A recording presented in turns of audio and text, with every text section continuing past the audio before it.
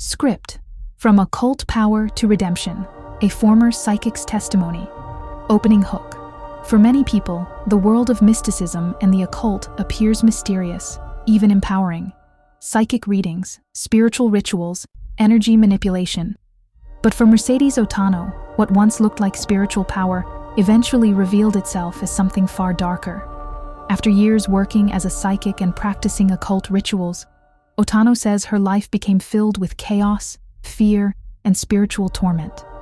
Her story is one of dramatic transformation, from practicing witchcraft to dedicating her life to faith in Jesus Christ. Section 1: A Path into the Occult. Otano describes a life that began with deep personal trauma and emotional wounds. Like many who search for meaning after painful experiences, she turned toward spiritual practices that promised empowerment and healing. Over time, she became deeply involved in the New Age and occult communities.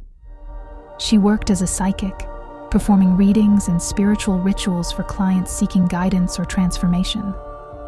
She even practiced what she describes as forms of ritualistic sexuality, sometimes referred to as sex magic within occult traditions. According to Otano, the lifestyle brought financial success and recognition, but beneath the surface, her life was increasingly unstable. Section 2: Spiritual Warfare and Darkness. As her involvement in occult practices deepened, Otano says she began experiencing disturbing spiritual phenomena. Moments where she felt she lost control of her body, episodes of overwhelming fear, and experiences she interpreted as spiritual oppression. One particularly intense experience involved what she believed at the time to be a spiritual awakening through Kundalini awakening.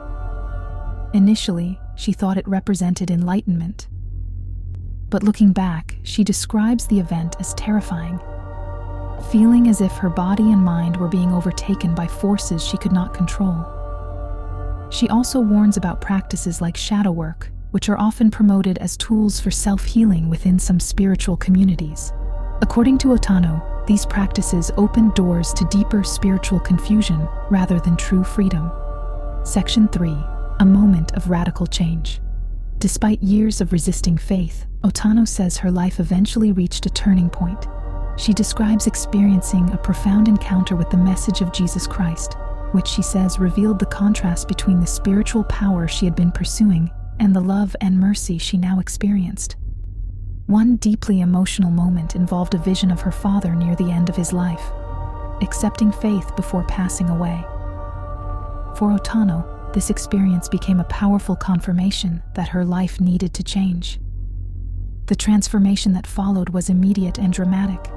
She abandoned the occult practices that had defined her career and began pursuing a completely different spiritual path.